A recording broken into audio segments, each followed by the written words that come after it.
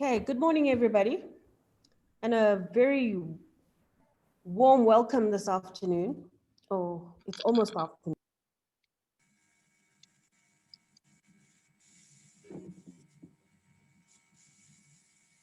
We can't hear you. Yes, somebody muted me. Okay, good afternoon, colleagues. I think you should take that personally if they do it while you're actually talking. You and Trump.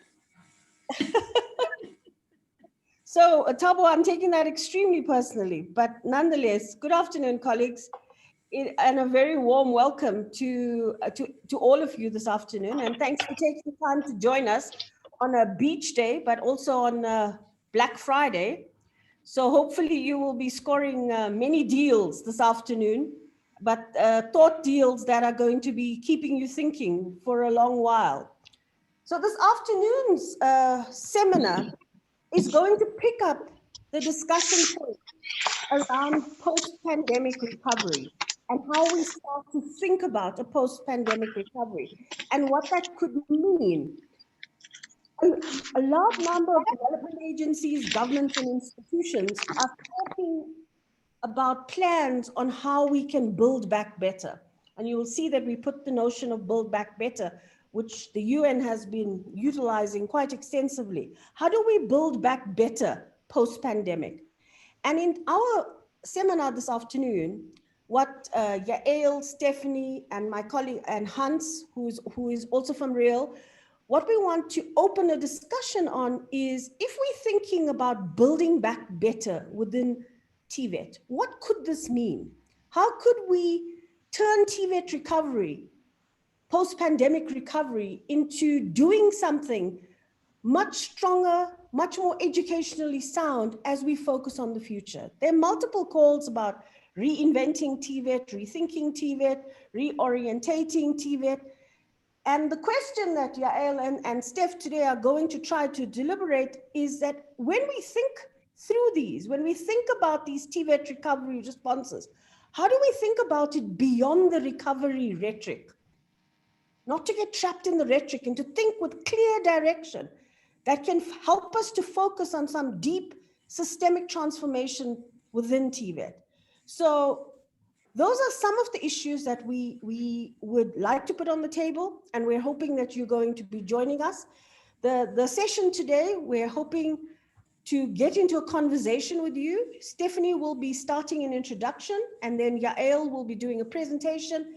We have 2 pause sessions to enable you to get involved in the discussion, and then Stephanie will come back and wrap the discussion up, and we'll have a nice solid question and answer discussion at the end of the session today.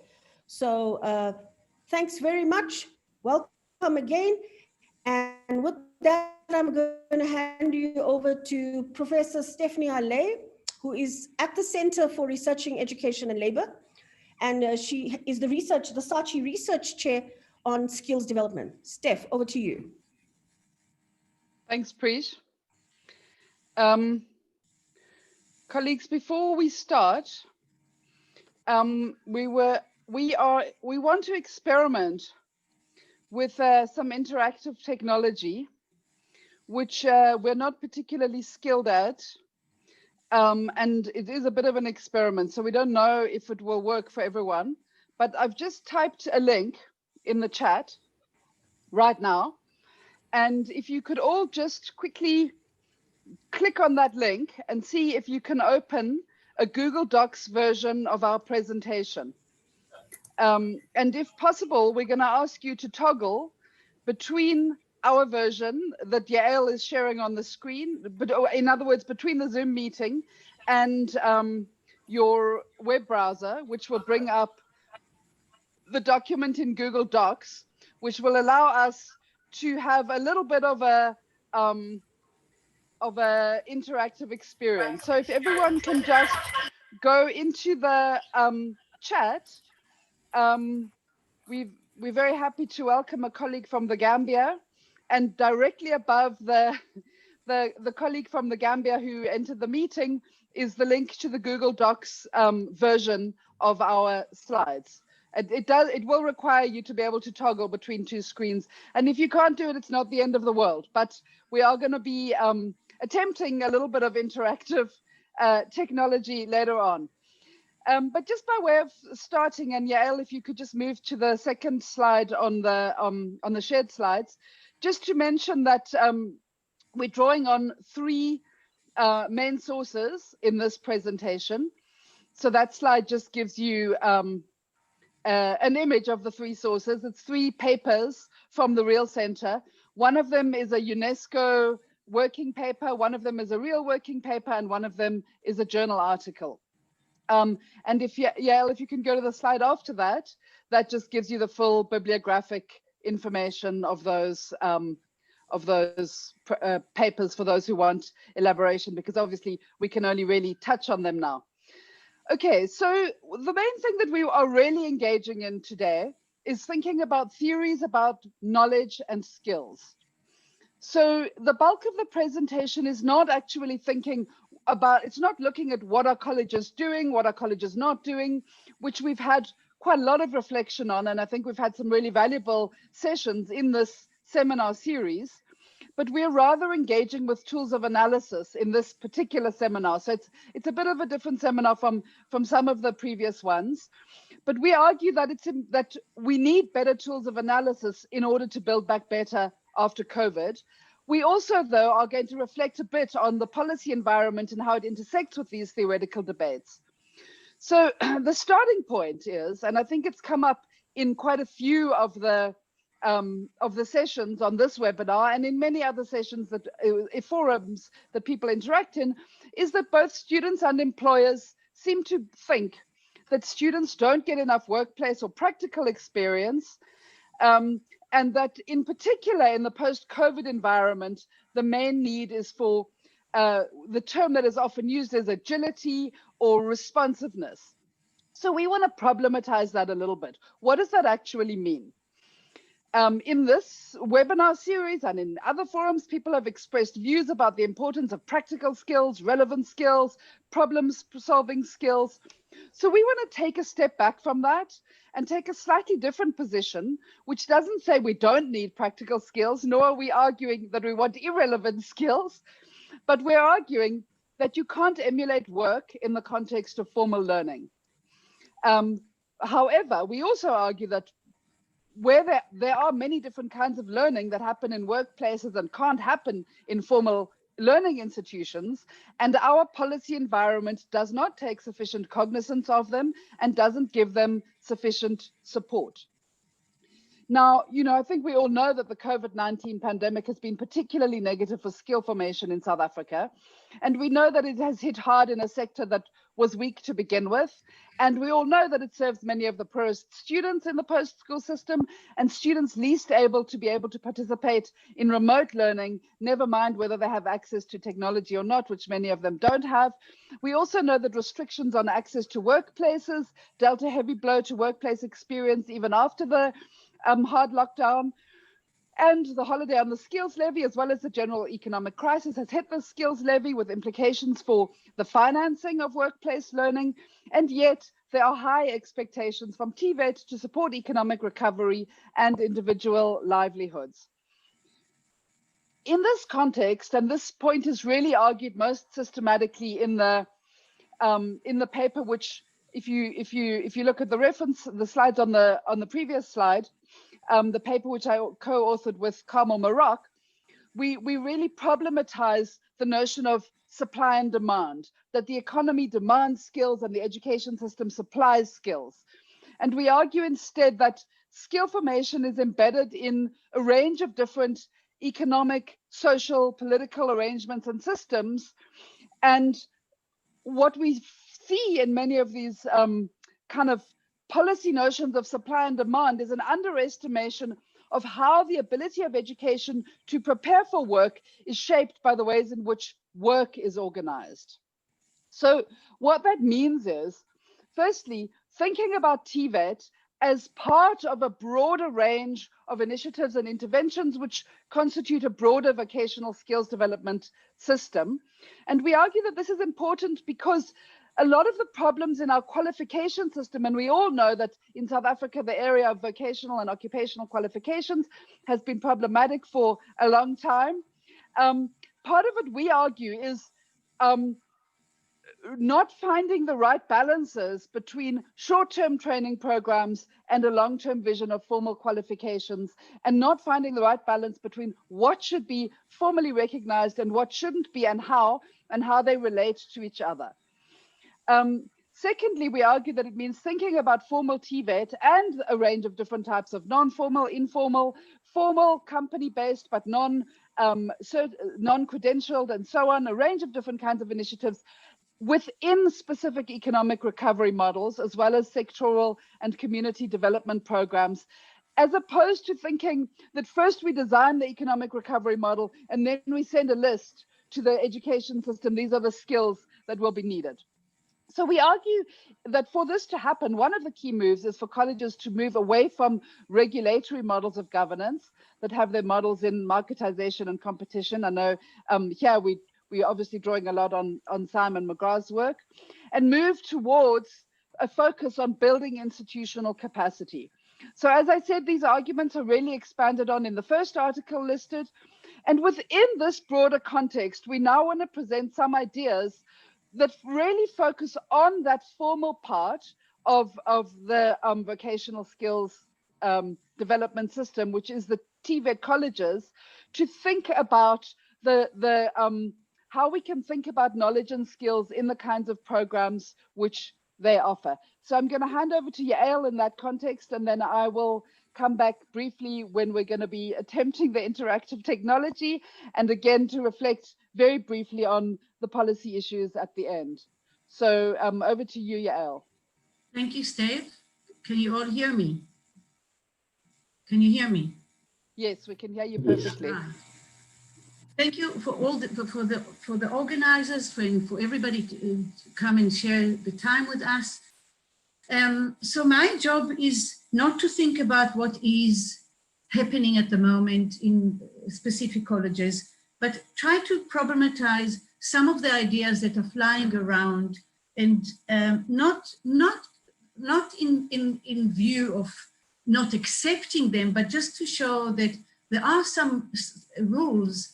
Some of them are epistemic, some of them have to do with how occupations work, and some of them have to do with how labor market work, and how some of them have to do with how what work is, that constrain all sorts of ideas that are flying around. But I will focus mainly on issues around knowledge. So I'm starting with a predicament, and the predicament is that the spheres of education and work are organized very differently. Schools, universities, any formal education, TVET college, and workplaces are working very differently. That's why we call them spheres of education and spheres of work. Knowledge is produced in both in the workplace and in institutions of knowledge, but they are produced, evaluated, and used very differently. But yet, there is a push for the two spheres to mirror each other. So this is really a predicament, that we all know that these are different spheres, but we want at least one sphere, which is often the sphere of knowledge or the sphere of formal learning, somehow to mirror the sphere of work. Now, education, knowledge in the sphere of education is produced completely differently than knowledge in the sphere of work. In the sphere of education, we produce it by distantiation. Whatever object of study we take, small or big, simple or complex, what we need to do first is to take a step back and get help from something more organized than our own eyes and observation, which is bodies of specialized knowledge. That's the form of distantiation that we take. And with those bodies of knowledge, we try to systematize our gaze at that particular object, problem, procedure, whatever it is that we study. And we systematize our observation in that way by using bodies of knowledge. Now, bodies of knowledge help us to gain more certainty.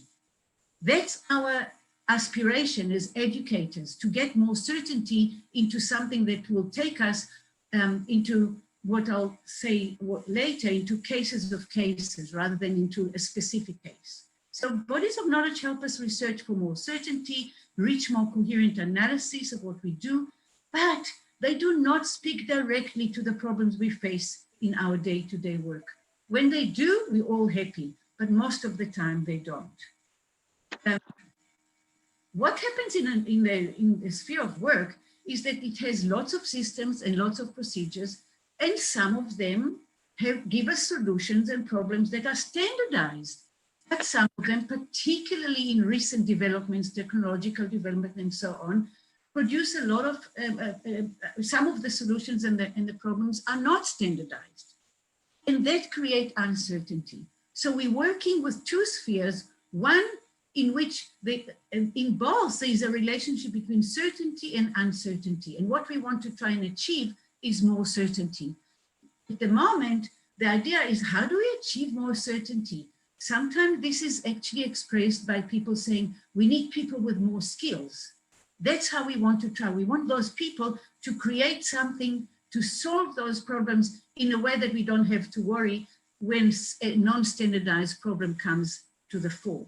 So where do we look to try and solve the problem of uncertainty, changes, fast technological changes and so on? We're looking at education again. We're looking at the curriculum, and there are mainly two main arguments. Maybe they're more, but I'm simplifying it. One is, in order to give a better, to create a better relationship between two spheres that are fundamentally different, we need to try in education to create specialization. This view emphasizes inferential processes that people will learn through and in specific bodies of knowledge. Whatever the specialization we teach, we socialize those people into the bodies of knowledge that support that particular specialization. But there is another one, another view, which looks at practical knowledge and is very critical of the idea of specialization and very critical of the idea of occupation, with the understanding that occupation will disappear and students need something much more generic, solving problems, flexible skill, and so on. And the specifics are things that we teach them about, are things to teach them about how to do. So here is the first interactive moment, and let's judge Stephanie's skills. Here is a question we put to you. Now, suspend all our views about TVET and everything. Just think about work. Think about the notion of work. And all we want from you is to think the meanings that are associated for you with the idea of work. Okay, so everyone, this is where you have to click on the link. Go back, if you can toggle back to your internet, your web browser, and click on the slideshow, which appears in the, and you need to go to the 9th slide. So if you go to the 9th slide, you'll see someone, an anteater and a dingo are busy typing on the post-its. So this is just a way in which we can all participate and pretend that we are in a room where we've got a whiteboard. So someone is typing exploitation, self-worth, external activity for income, regenerative, meaning for life, community development. Wow, it's actually working. I hope everyone can see in the interactive slide. And I want people to see how many meanings come, how many different kinds of meaning come to the notion of work, to the notion. Wait, something's gone weird with it. I know, something's messed up here, guys. Yeah, take us back to the post-its. Take us back to the post-its. I think someone cut and pasted something onto it. And I don't know how to get rid of that. Okay, so you see, guys, technology is not all it's cracked up to be. But all right, we'll try it again on the next round. But I think we did get a bunch of indications of what people are thinking about when they are thinking about education work. Carmel, I know Carmel is in the room. Yes. I'm trying to metaphorical solve room. what on Are you earth Oh, somebody. well, there's able your to problem. see- Yeah. Are you saying she's the problem, Flores? She's the solution. Oh, okay.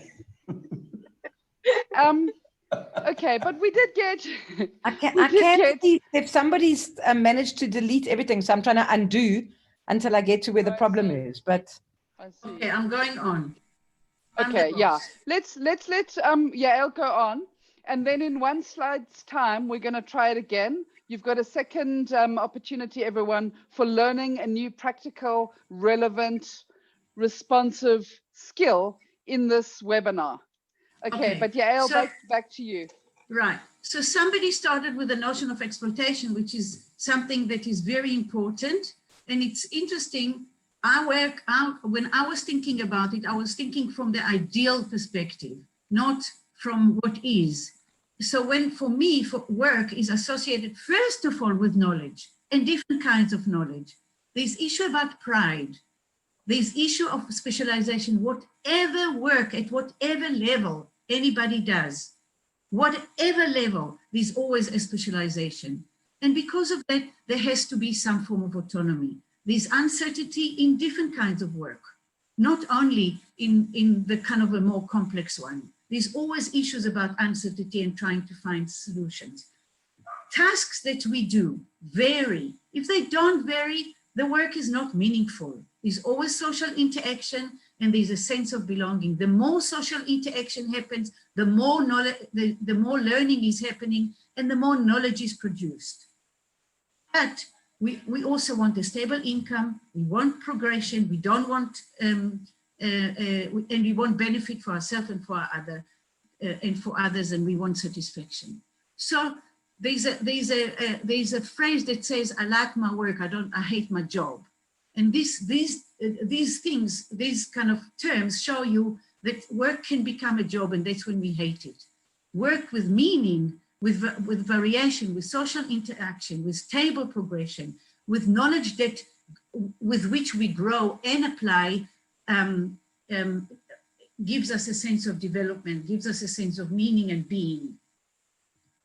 Now, so when we think about why we suggest that thinking about VET through occupation is useful is not because we're not using the notion of occupation in the empirical sense of this occupation or that occupation. You can replace it with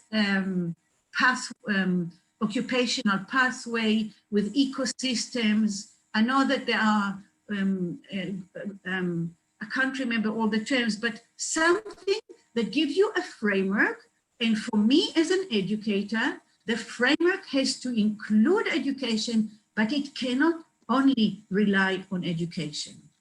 So the occupation gives us 5 features. The normative dimension that came a lot in terms of the ideas about work, formal knowledge, division of labor, which creates issues around power relations, issues around labor market, qualification that gives us a lot of issues and contestations in our country and many other countries, and there are macro conditions of possibilities like socioeconomic conditions.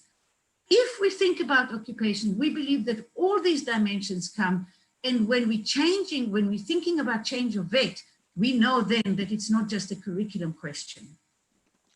Now, so what occupations help us to think of?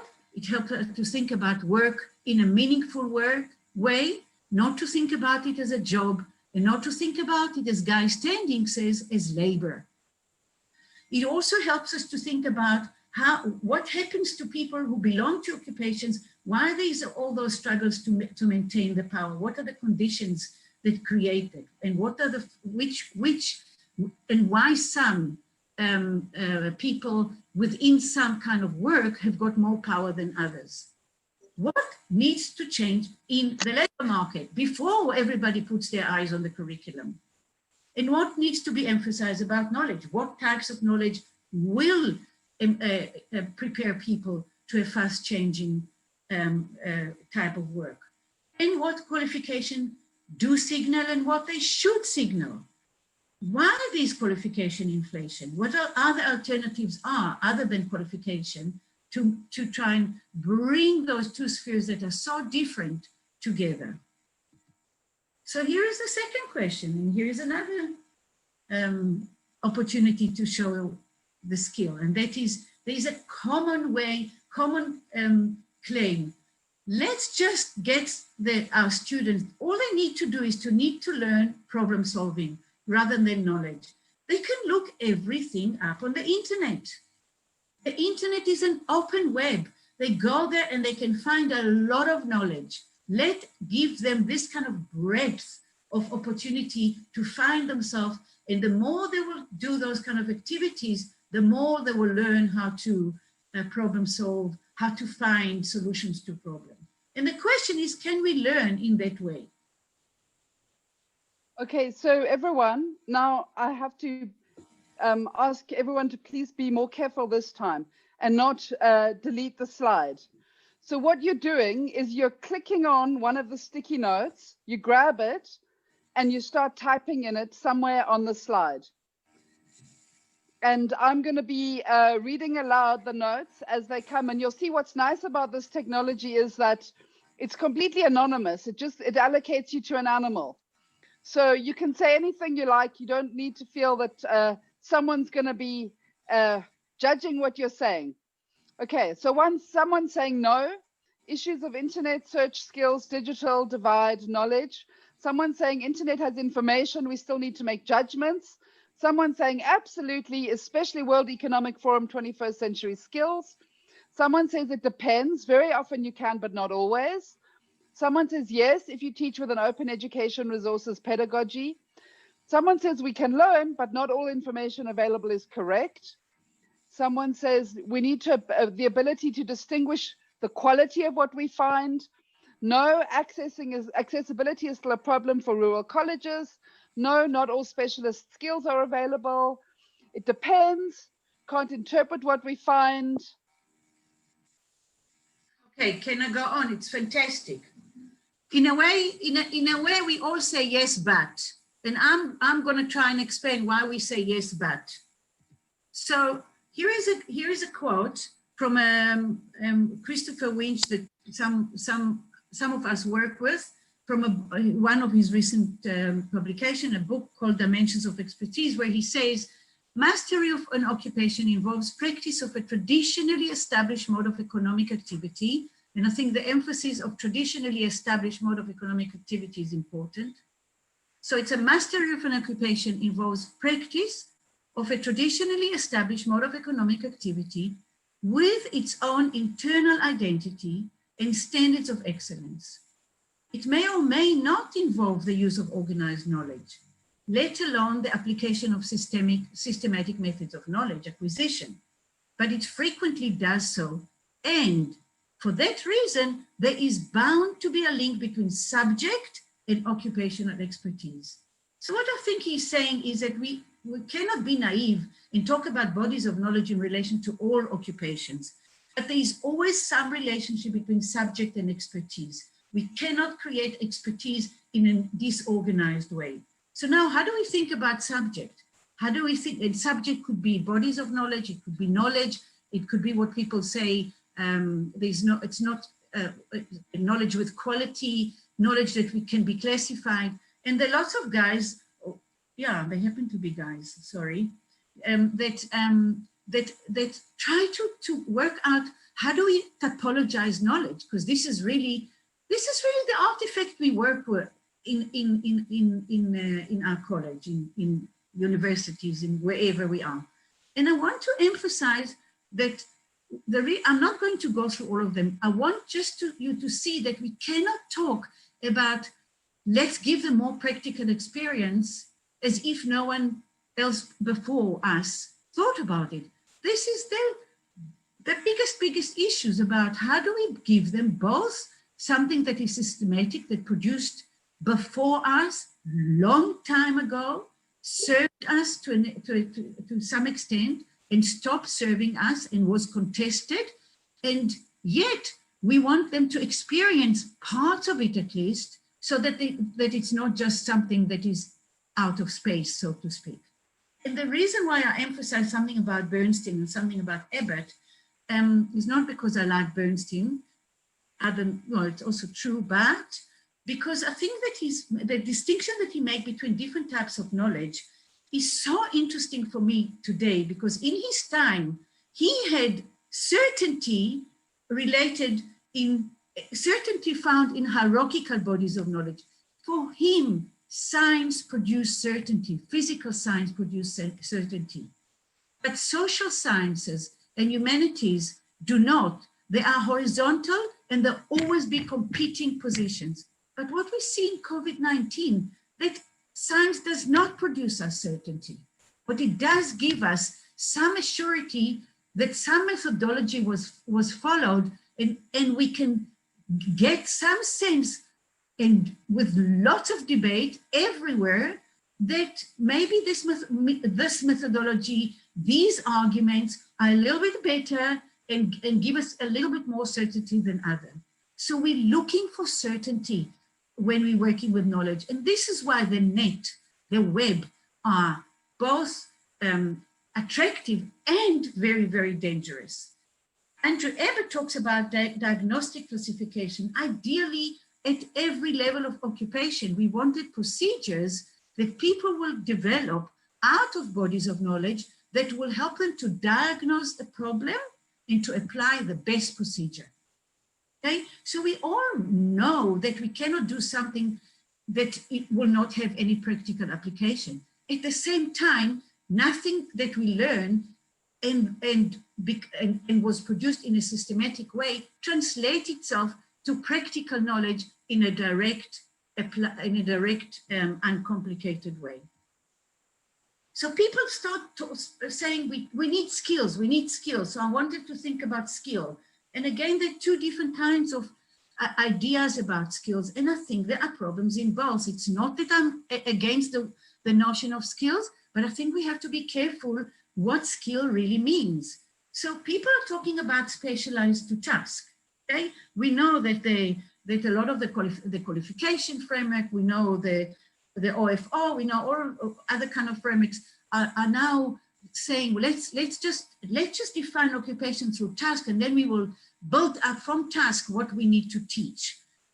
Task is dictating skills, and think about repairing a car brake disc, writing a letter, cutting wood, drafting a poster, writing CV, writing an essay, or any other task. Think about it, that each task actually gives rise to a bundle of skills, not to one.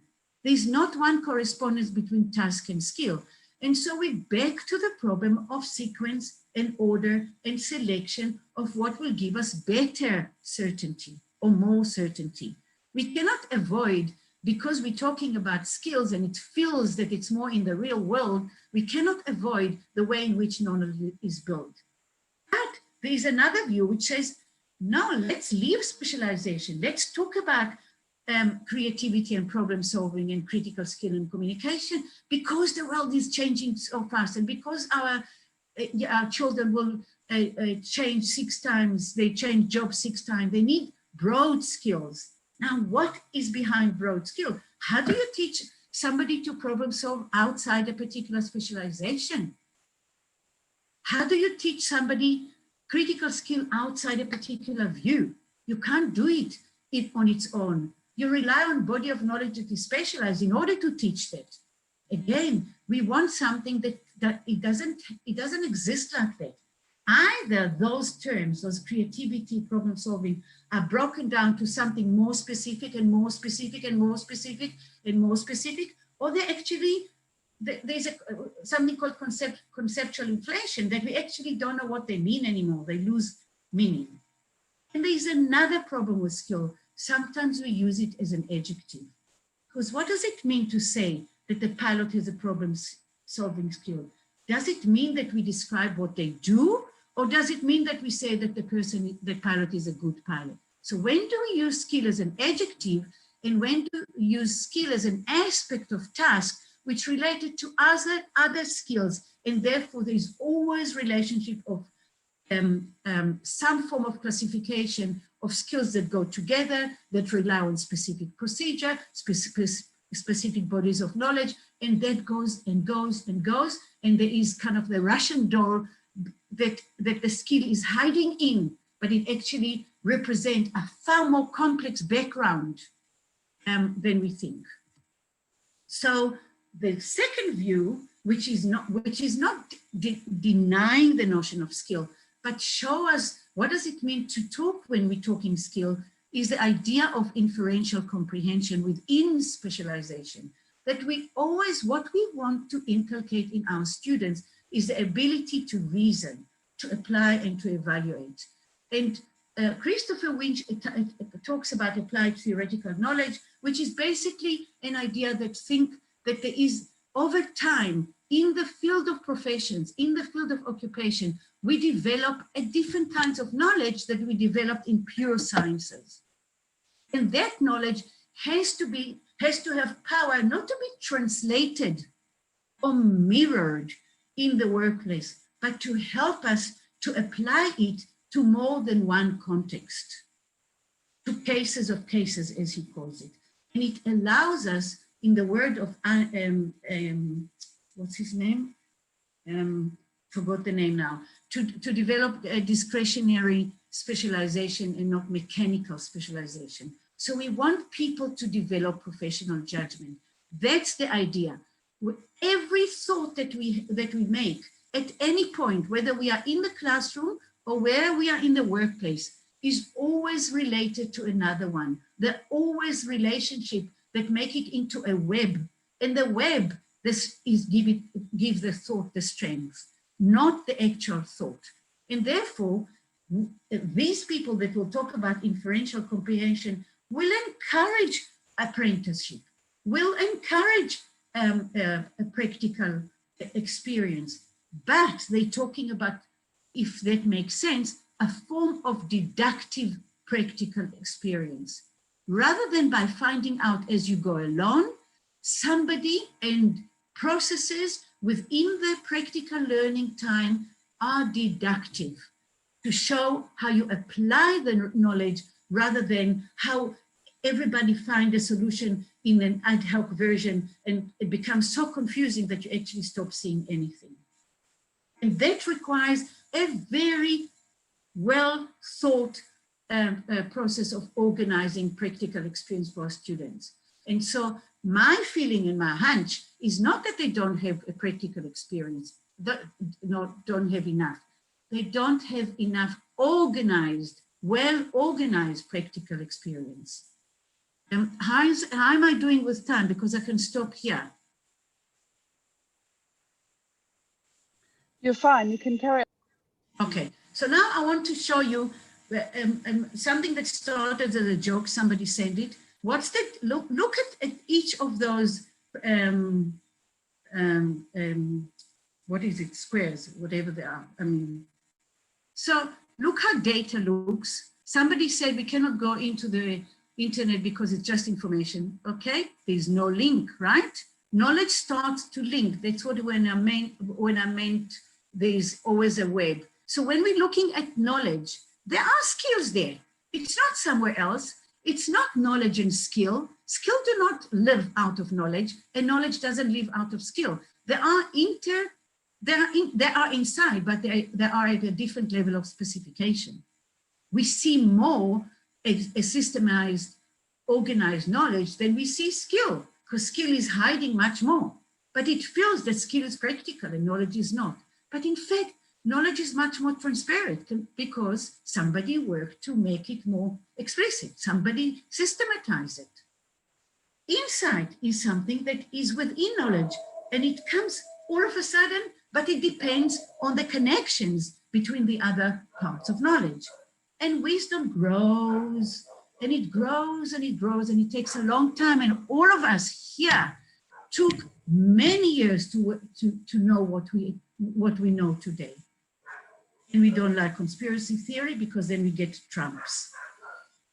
So now I want to show you an example from a curriculum. So what I've done until now, I've shown you why the notion of occupation in the broad sense, analytical sense, not empirical sense, is helping us to think about vocational education or education and training in a way that focus of knowledge, but doesn't give the focus only on the colleges as if they are going to save everything where everything else stands the same, right? And that's why I mentioned labor market and I mentioned macroeconomic processes and so on. And yet I also believe that there's certain kind of knowledge that works better, that is more explicit, that give us more certainty. Now I'm going to a small little example of a curriculum on business study that we found in grade 10. And what's interesting is to look at how topics are organized. And think about those pictures that I gave you. So here is a topic, it's called the microenvironment. And in the topic, what is hiding? A little topic called inequality and poverty. A big, complicated, important topic. And it is presented as part of a 2-week curriculum together with gambling, piracy, bootlegging, violence, and crime. So our kids in grade 10, when they learn microenvironment and when they learn inequality, they don't see there's a complete difference between that and the rest of those concepts. Because they are presented as information, as topics. There are no lines, there's no web, there's no verticality, and there's no contrast. And so there is complete, in fact, we're not educating them in that way. And the last example is from a tourist curriculum, so tourism curriculum. So here's a concept like culture. I studied culture when I studied education for semesters. And I want my tourist guide to understand culture, not as things, as the everyday, what shall I call it? Everyday, the air that we breathe, the way of being that are in the world, the different way of being that are in, there are unequal ways of being in the world. Yes, they also need to know the things, but they also have to know what culture is, how it is produced, why some cultures are considered so-called higher than others. But it's none of that is there.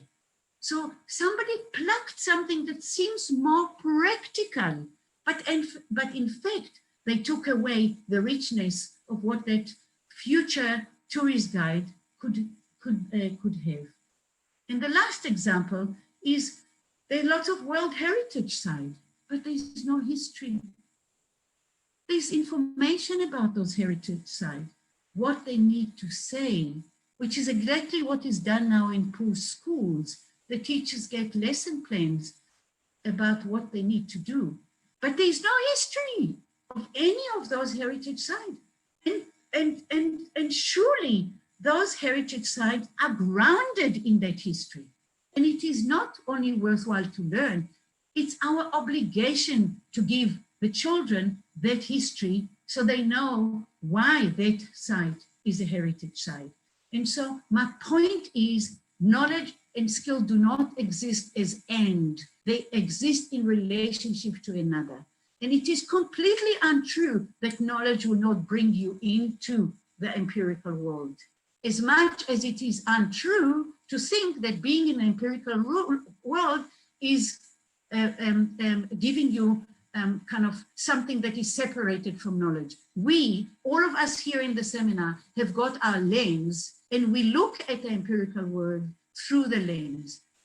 I'm as educator is dedicated to give lens, and I'm sure all of you, to give lens as broad as possible, as complex as possible for the students. So when they go into the workplace, and if we organize the workplace when they are doing practical experience in what is called a deductive way of experience, they will develop over time inferential comprehension, which would mean that they will know how to connect between ideas, and that will develop their problem-solving skills. Thank you. Thanks, Steph, Yael. I'm just going to bring all of this back to the kind of policy realm, and specifically thinking about TVET in the context of casualization, informalities, the socio-economic importance of colleges, and how all of these kind of tools of analysis for thinking about knowledge and skills, what are the implications in terms of policy mixes? And I think that we are really emphasizing the idea of expertise in relation to vocational education and distinguishing between jobs and occupations to clarify the issues at stake. And so we're really focusing on the emerging interest, and a lot of this is work done by colleagues of ours in Australia, thinking about job clusters or vocational streams, even in areas where there aren't strongly defined occupations. Because when we're thinking about vocational curricula, we want to think about how experience in one type of job or occupation can prepare people for movement into multiple other types of work, based on the fact that jobs and occupations share many common or adjacent skills.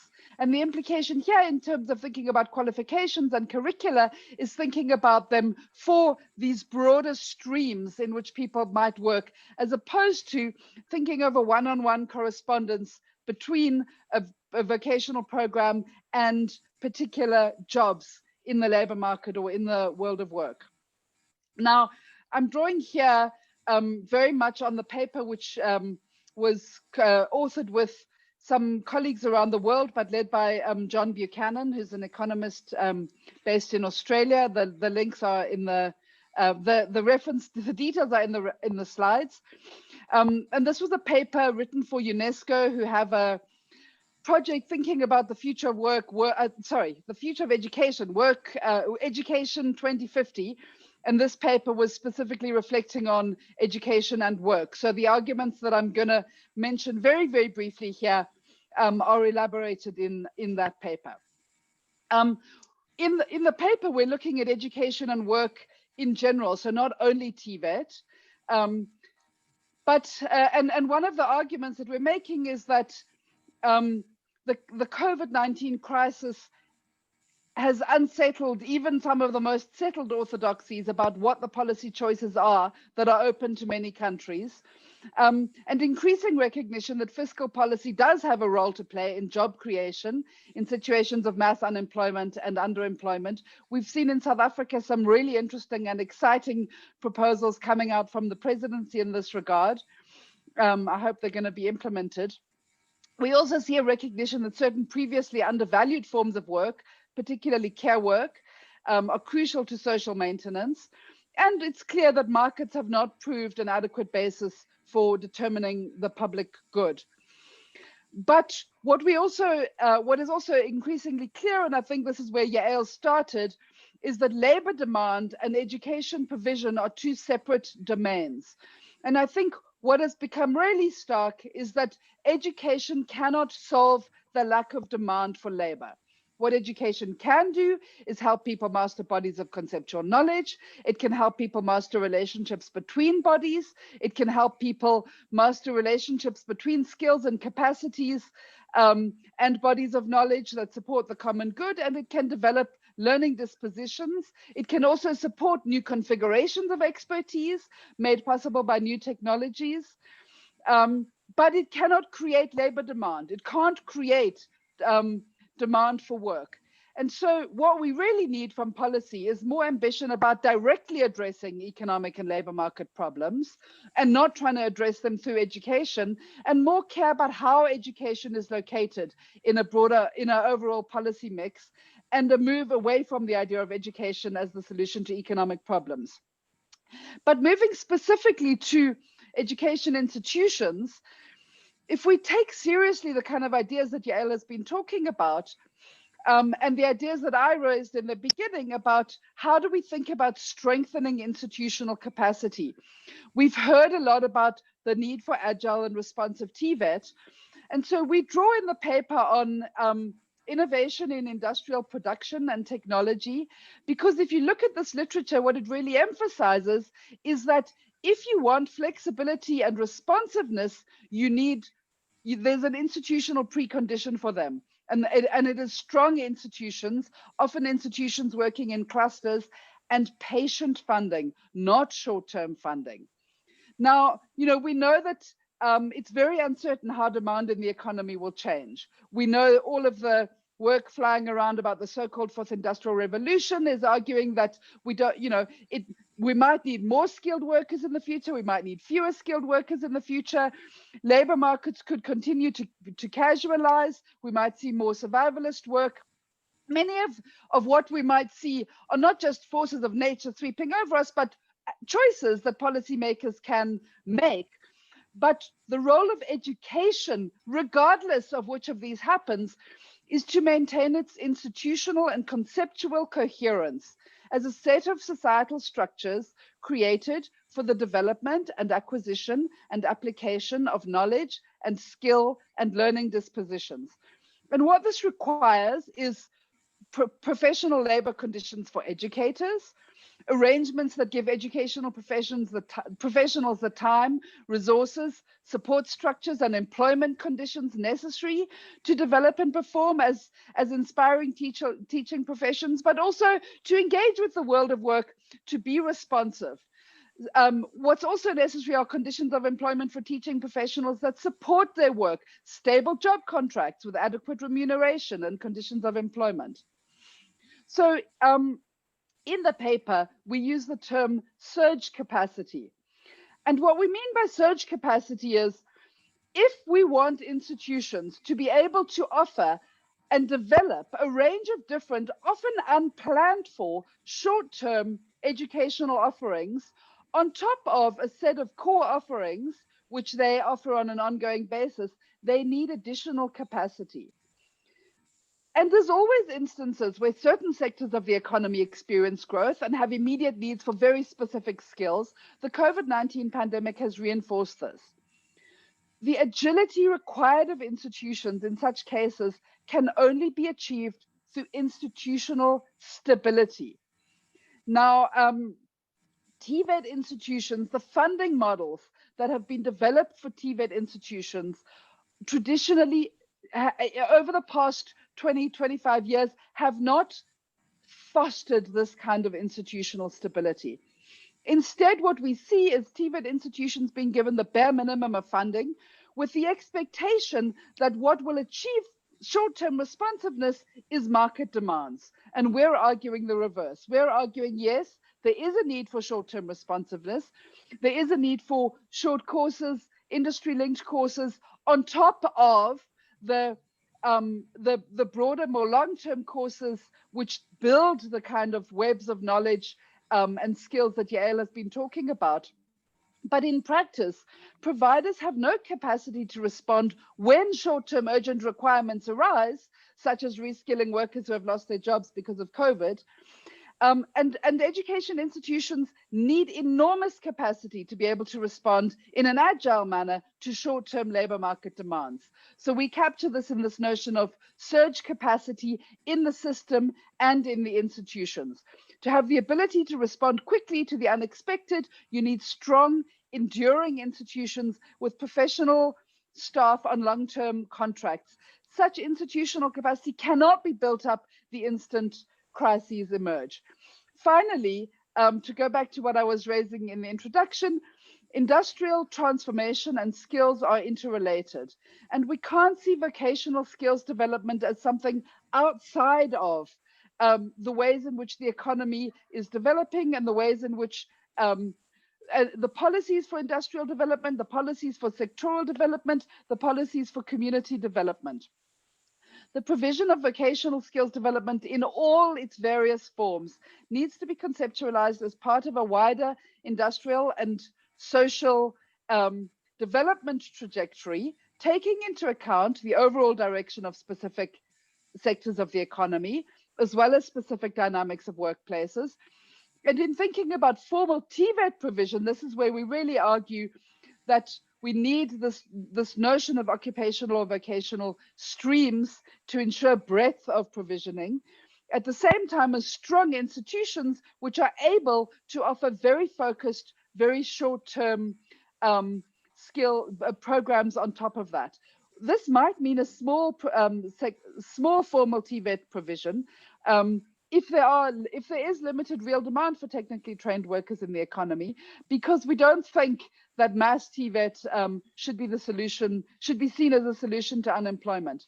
But what is central to quality vocational skills development is to have communities of trust in which all relevant stakeholders, which have an interest in particular job clusters or vocational streams, are able to think together about developing broader vocational offerings, as well as the supporting workplaces to offer specific short-term training, or education institutions to offer short-term education programs working with workplaces. But we have to stop seeing them as kind of worlds apart. And I'll stop there, and I think that gives us half an hour for questions and discussion. Thank you so much, both Yael as well as Stephanie. That was a very interesting points. And there have been one or two issues that have come up. If you have a question, I invite you to please add it into the chat. And if needed, we will ask the host to unmute you. So I'm going to start with this question, Yael. Somebody placed a question, which is a common one, which is why I'm picking it up. And I'll pose it to Yael. Often in this discussion, soft skills are overlooked. That was the point the person made. And soft skills are critically important in entrepreneurship. So I don't know if you'd like to respond to that. Soft skills in terms of communication, those kind of skills. Yes, soft skills.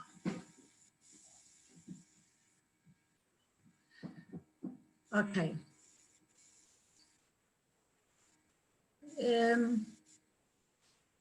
I don't know that the person will like the answer, but my true belief is if one really appreciates what knowledge is and what to know means,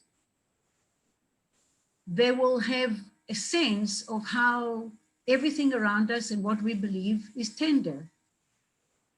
And they will have a sense that what other people believe has to be respected. And so I don't know that if we teach them to be nice, to communicate better, and to, I don't know what other soft skill we're talking about, we definitely achieving that. I know that respect, virtue, understanding, empathy are not something that that can be taught directly. And I absolutely agree that they are important.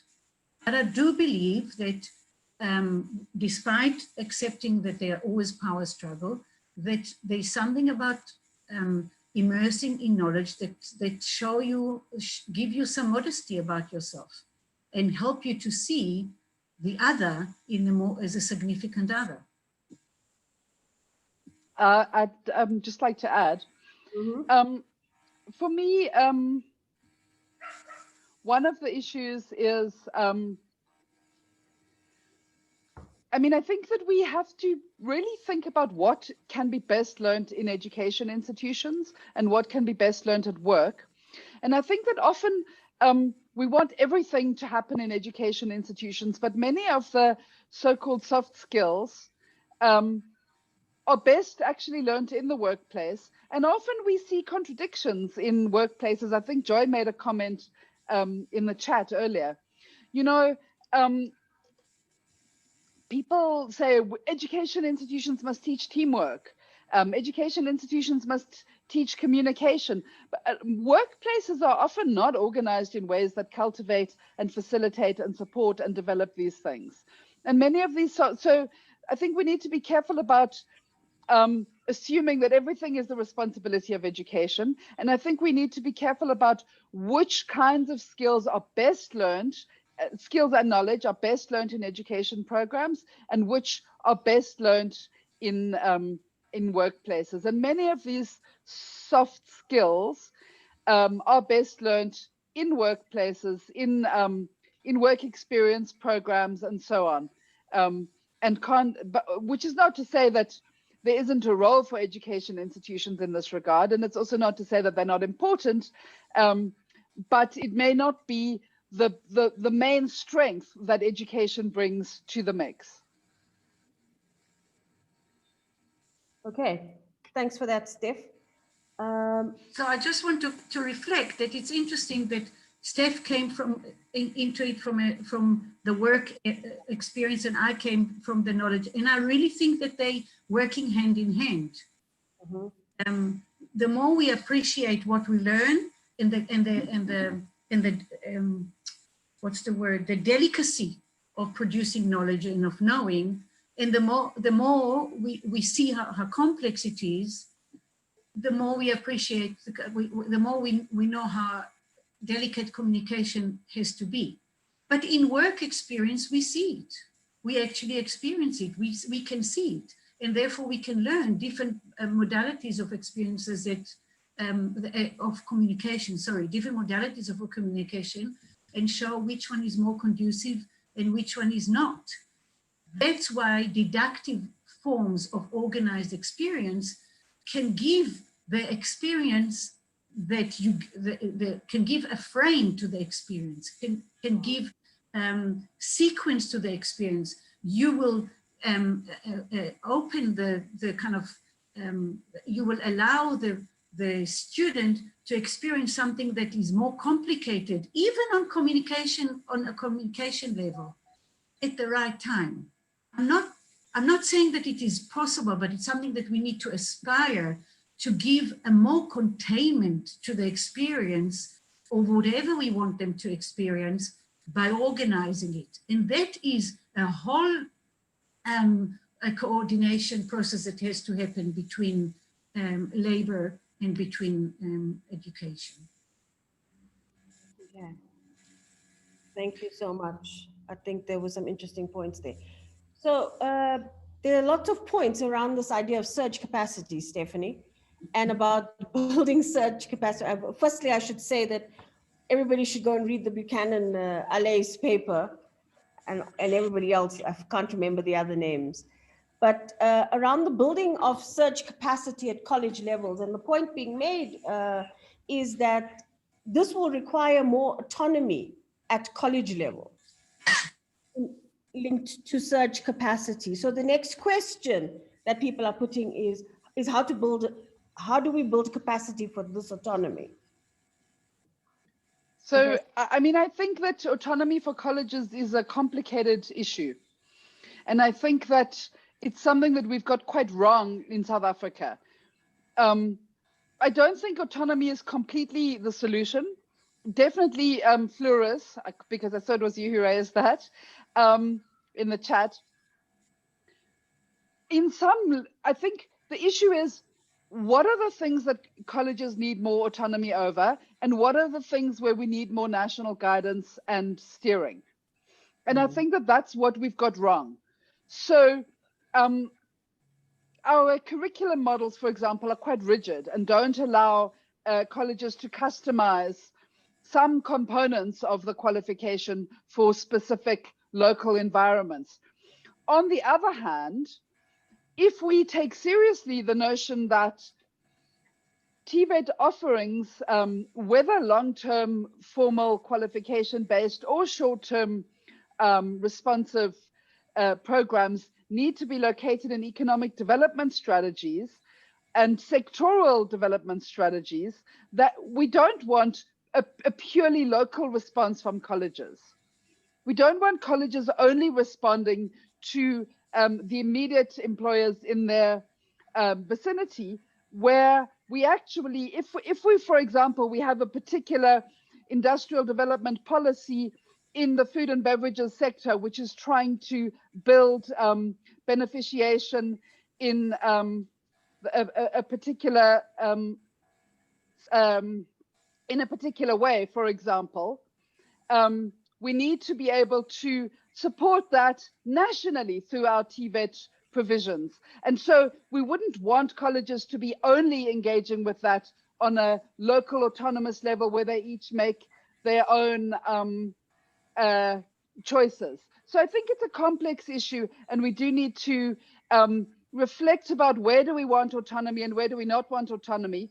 I wanted Yael to respond to Josie's question in the chat, and then I wanted to come back to Simon's question. Yes.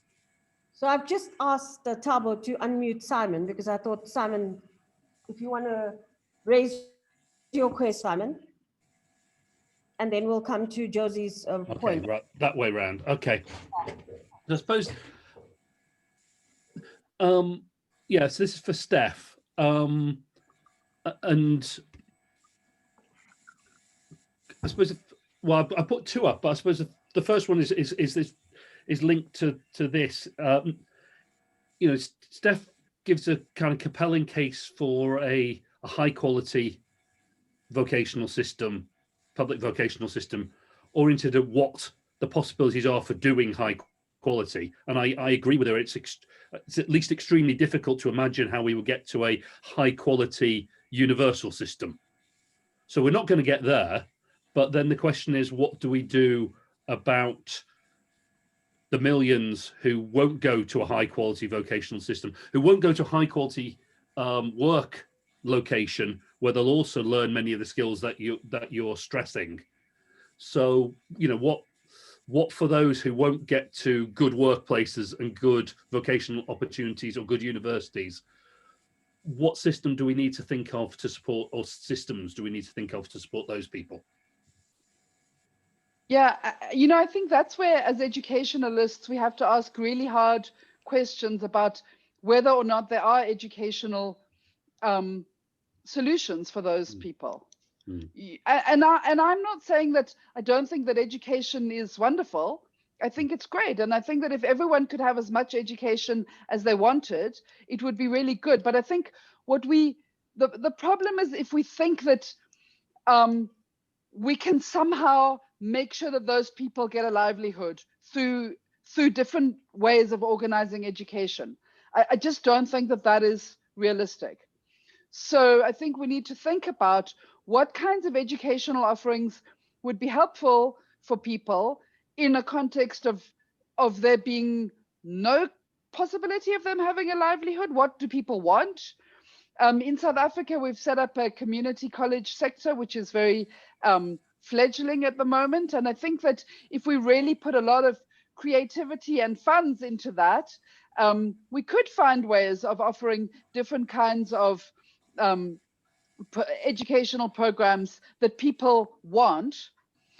But I think that, you know, we shouldn't think that, I think it's kind of the wrong starting point, Simon, to say, well, there's all these people out there and they're not going to access university and they're not going to access. So what can we offer them as education? Maybe education isn't the thing that those people need or want.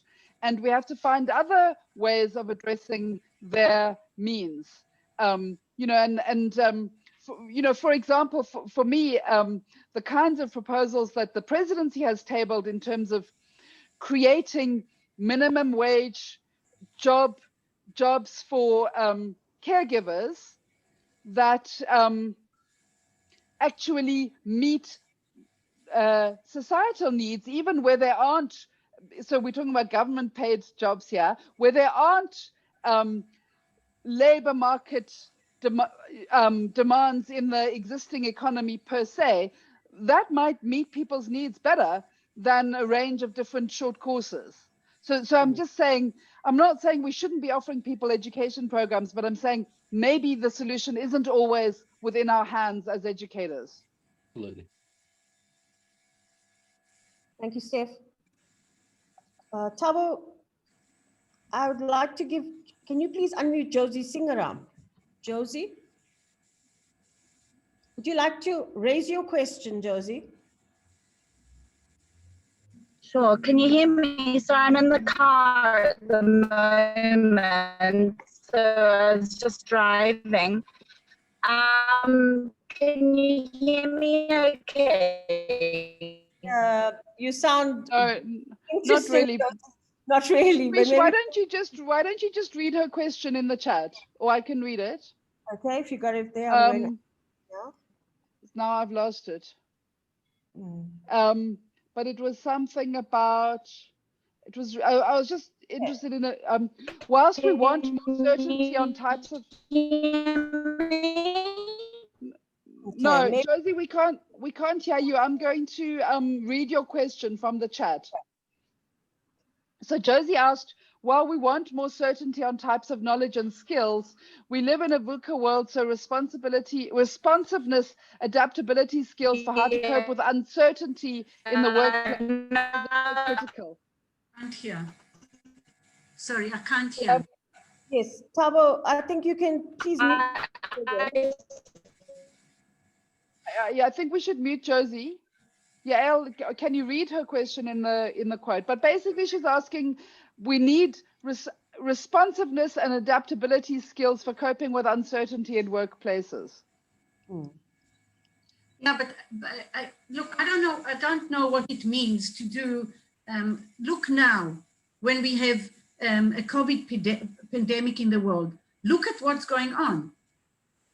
I mean, scientists came together in order to try and produce a solution to the problem, but nothing is responsive overnight. So some of it feels to me that this is kind of a push at education that is not realistic. Education, knowledge cannot all of a sudden work differently. It cannot become a different kind of epistemic being.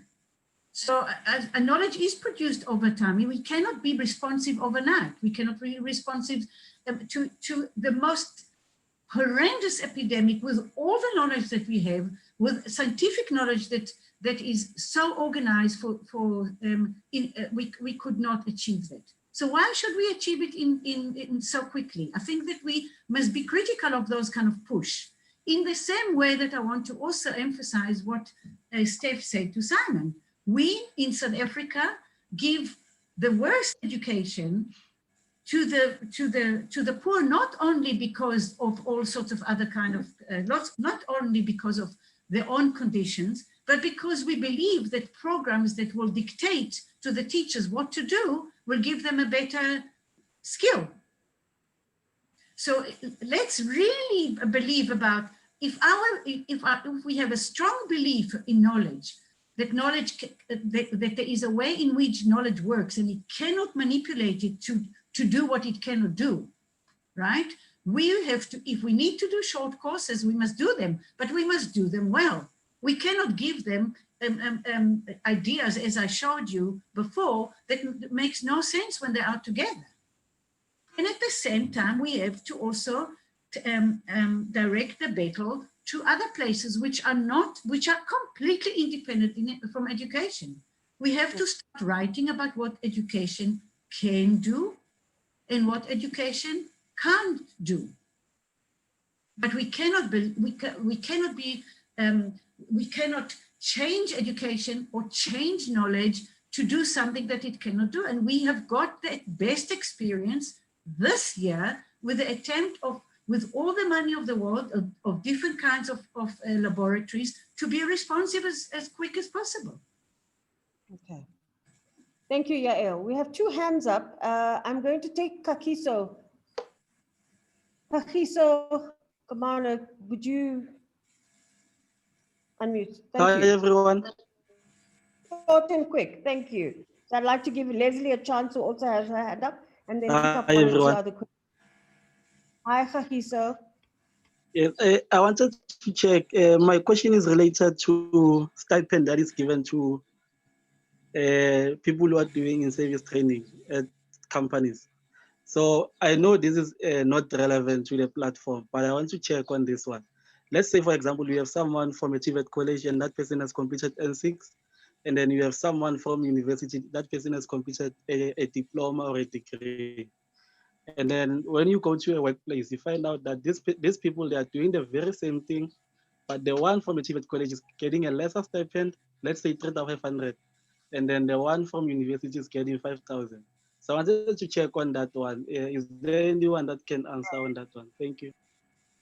I think we should hand over to DHET maybe, or someone in the Yes. policy system to respond on that. Yeah. Yes. That is a It much does come from human capital theory idea. We know Okay. that as well. No, it's completely, we know exactly that it's unfair. I mean, this is a study that we're doing now to try and really analyze and understand how qualifications are read by employers, for example. What do they read into qualifications? And I bet you that a lot of them, even on university qualification, don't always look at that as the best signal for what the person can do. They look at other things. The soft skills become a very important thing all of a sudden in the labor market, which is bad. So I think it's an important question in the same way that, and I think that we have to see it in terms of what happened to qualifications, how they work in the labor market. It's related to the qualification inflation as well. It is related to inequality of educational distribution in different countries. But what my own, and we all kind of believe, is that the need, those that need more, we need to invest in the best form of education to give them, and not to think that they need something more practical and the elite needs something more theoretical. Thank you, Yael. Leslie, do you want to come in with your question quick? Leslie's hand has been up for a while. Leslie? But Prish, at the same time, can we see if there's anyone from the government who can answer the question about stipends? While Leslie's asking her question, maybe the DHET people can see if there's someone who can answer that. Okay, thanks, Steph. Leslie, over to you. Hi, thanks, Prisha. Prisha, I don't have a question, I have a statement, so let me check from the chair if that's allowed. Okay, that's fine. You can make your statement. Thank you. Excuse me? I said, hopefully it's not another full seminar, just a short statement. No, it's not a full seminar, maybe a quarter of a seminar, but not a full seminar. It's fine. I just wanted to really thank the presenters. I really enjoyed the way in which you emphasized the distinction between the different worlds, that is education and work.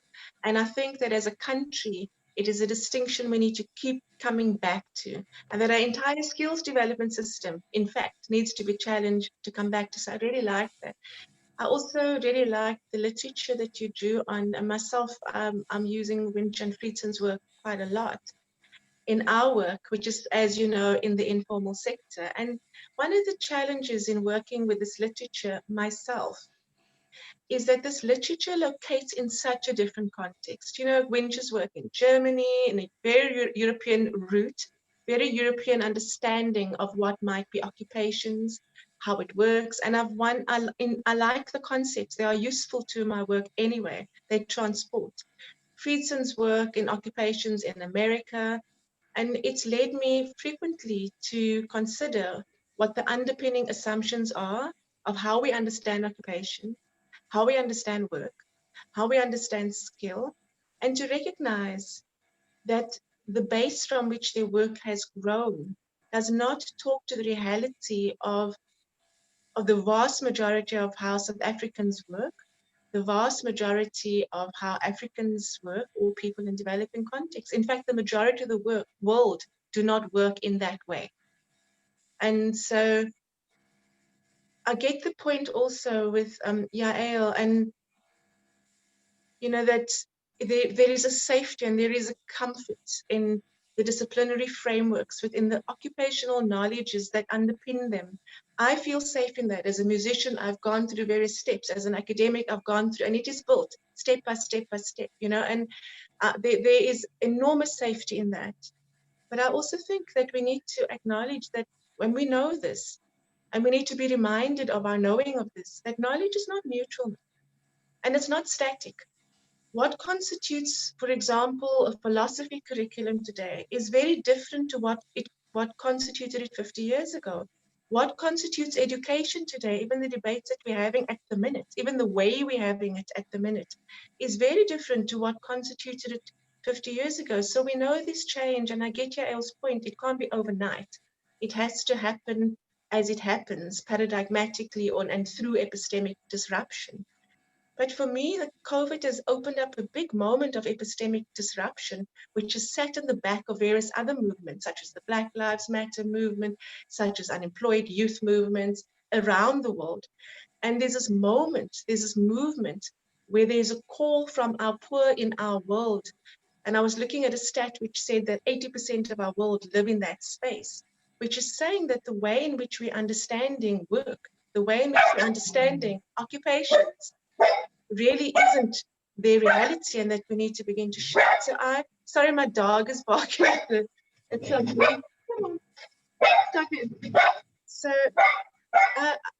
I think that the answer isn't to jump into short learning programs or necessarily, although there is a call for it. I think the answer is that we need to work out where we open up those epistemic spaces to have those engagements and examine them. And I really like the idea of surge capacity at TVET. I really like it. But I think I like it for a different reason. Possibly, maybe. For me, the benefit of surge capacity at the colleges is precisely in that it opens up space for innovation and for epistemic rupture, which might then filter into what we understand TVET to be in our country and on the continent and in developing contexts. It might just push how we understand each job and what it does. It's kind of a piloting space almost. So thank you very, very, very, very much for this presentation. We will continue talking outside the space because it's an important moment to have the discussion. But I wanted to just put this on the table because I think it's not a counter view, but it's a nuancing of some aspects of the view that's been put forward. So thank you very much, colleagues, and thanks for the space, Chair. Can I make two short comments in response? I know that it was Leslie, we never use knowledge wherever it comes from is code. We always have to recontextualize it. We recontextualize it to our context and we recontextualize it to what we teach. So wherever it comes from, even if it comes from developing countries, you still have to do those steps. And that's the web. It's never come as a package. This is the problem with autonomy in our colleges, that they are given a package and they say, teach it. That's what we as educators have to resist. That's number one. Number two, we also have to be careful not to think that all knowledge is always contaminated by power, because then we are paralyzed. So, I mean, we have to bring, well, there's always power relations. There is always a place to talk about power relations, but we also have to see that sometimes it brings us to paralysis. And the question about certainty is, I wish we had the certainty. We always strive for it, but we haven't achieved it. That's the beauty of knowledge building and knowledge production, but it also makes us always anxious about it. So we haven't achieved the certainty. But thank you. I mean, these are provoking comments, thought-provoking. No, and that's it's thought-provoking and it's central to the debate. But I'm going to take one last comment from Stephanie, and then I think we shall move. Steph, do you want to say anything to wrap up? Because it is 1:30 and... No, I'm fine. I think it was a good discussion and I really appreciate all the engagement on our interactive technology, as well as in the chat, as well as in the questions. Okay. And I mean, as Volker said when he left, you know, these issues are perennial. They kind of keep coming back because they're just not issues that there's ever going to be a neat solution to. Absolutely. I think they were, sorry we didn't get to all the questions that came up, but I think that they also help all of us to think. And they were important questions and people wanted to ask, what does the transformation, how does work need to change then? How do we have to look at the notion of transforming work? And I think that many of the ideas that both Yael as well as Steph has shared today, that has helped us to look at these ideas of knowledge work, the relationship between knowledge and work, and how we actually think about them in our various contexts, with our various lenses, with the various disciplines that we come from, and hopefully we can have a stimulating conversation again soon. So from all of us at Real, Hans, Stephanie, myself, and Yael, thank you so much, and thank you to everyone. Yeah, to the colleagues at Nelson Mandela University. We've enjoyed getting to know Francis and Leslie, working with Leslie again, and colleagues from all the other institutions that participated. Thank you very much. We've enjoyed it. And sorry, just to say that there was a link sent out to all of the full papers, but we can also email them if anyone is struggling with them. Yeah, absolutely. Arlene sent out a link yesterday. When you registered, you should have gotten a link with the 3 papers. But if you haven't, please feel free to mail one of us. We're happy to send it on. Thanks, everybody. Travel well. Don't spend your afternoon in the malls. Bye. Okay. Thank you. Bye, everyone. Thank you. Bye. Thank you. Bye-bye. Bye, everyone. Bye. Bye-bye. Bye. Bye.